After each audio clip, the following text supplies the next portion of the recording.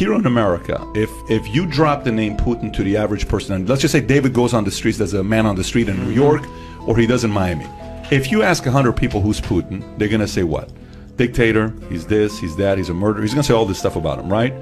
Now, you have actually interviewed with him. I don't know how many hours you guys were together. It was a project that took quite a while to do, and 4 of these interviews were launched. So who is Putin to you, having spent one-on-one time with him? How different is it than what we see on TV, how he's portrayed?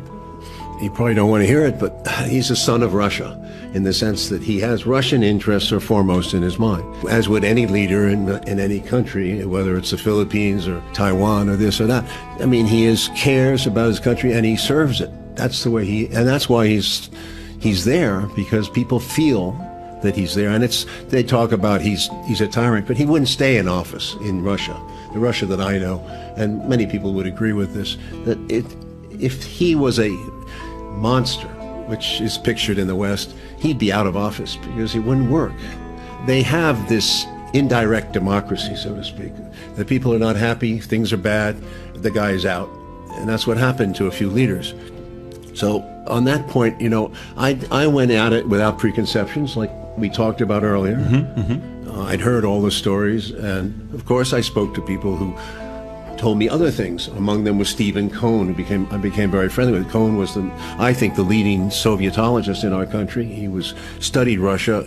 He gave me point by point all the descriptions of these murders and who possibly did them. But it would be ridiculous for Putin to have done them, because the motive would have come right back on him. The narrative is so poorly constructed against him by the CIA, and it's been a narrative there for, 20 years now? 20 years of lying and blaming everything on Russia. You have to be a little bit more fair-minded. You have to be open to say that, is it possible that Russia has done all this and we're the good guys? It's like a good versus bad scenario. It feels like a John Wayne movie. It's not. We're not John Wayne. We have been trying to destabilize Russia since 1917, actually. We sent an army there in 1918-19 with the 16 other armies to take apart the revolution. This great Democrat, Woodrow Wilson, sent the army. Then again, we didn't recognize Russia till Roosevelt recognized Russia in 1933. Roosevelt is the one who tried, and he reached out to Stalin.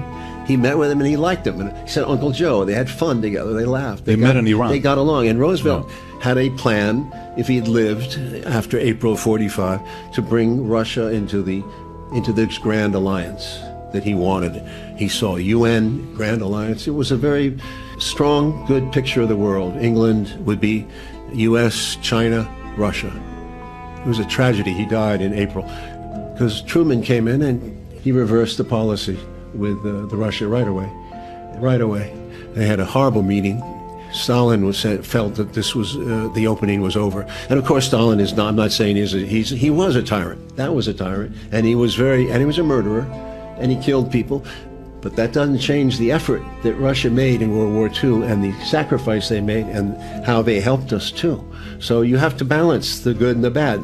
The people who hate Russia, of course, point to Stalin as the most evil man of all time, worse than Hitler. So they make a whole scenario about him, but they ignore what the Russians' contribution was to World War II. And Stalin, frankly, held that country together at that time. He was a tough guy. But sometimes you have to lie in bed with people like that to get what you need. Listen, I'm limited. I spent 4 trips, maybe 30 hours with a man. So, and the result, you should see it. I hope you see it. It's called the Putin Interviews. It's 4 hours long. He answers these questions that we're dealing with today. Ukraine, foremost in his mind at that point. This was 2000, right after 14. This was 16 area. And he tells me the whole story from his point of view, even down to who's firing who. Who are the people who are firing shots at Maidan?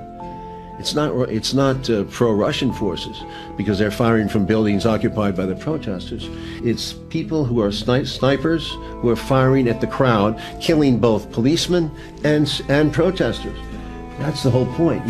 It was like the same thing that happened in Venezuela back around that time. That's a CIA technique. color revolution, then you have the violence. The violence breaks out. Somebody's killing somebody, but you kill from both sides. You create this disturbance, and they killed a lot of cops. They killed protesters, and so who did it? Who was firing from those buildings? There was lots of stories about the neo-Nazi gangs that were coming into Kiev from the west of Ukraine. It's most likely them. I mean, it probably was them. It may have been some foreign mercenaries too. So there was all that violence is what creates that mood for change. So they throw the president out illegally. They don't have an election. We install this guy, whoever he was. Victoria Nuland is there from the State Department. She's the leader of the neocon faction. And the American ambassador, we got the recordings. They're talking about getting rid, and she even says F the EU because the EU wants to do it more legally, you know. Frankly, France and Switzerland were playing a role here, and Germany were playing a very important role in trying to make this a transition that was democratic because they were going to have an earlier election. Didn't happen because of the violence. The Nazis have much more power in Ukraine than you think. The United States denies it because they say Zelensky's a Jew, and that's their motivation for saying, well, how can they be neo-Nazi? That's nonsense. Neo-Nazis were there way before Zelensky, and Zelensky had no power. In fact, when he became president, he had to make a deal with them. He had to make a deal with them because they're tough people. They are telling the president what to do. You cannot change the Ukraine policies. You have the United States telling you what to do, and you have the neo-Nazis telling you what to do.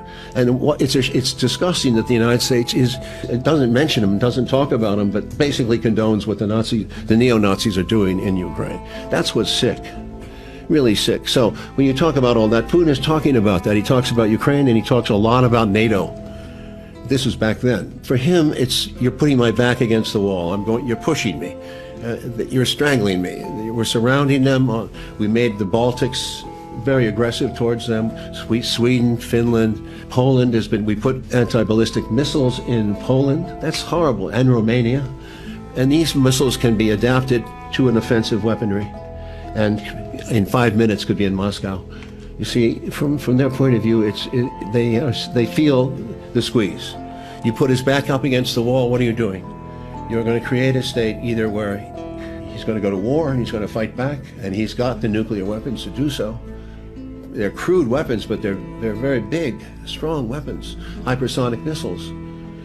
We have very refined weapons. We have great weapons too, but who wouldn't want to be there in that war? It's not a war that makes any sense for the world. We're pushing him to the wall. Either that, or else we'll get what we want, which is regime change. Bring in some guy like Yeltsin was in 1990, who'd work with us, basically cannibalize the country, and allow their resources to be exploited.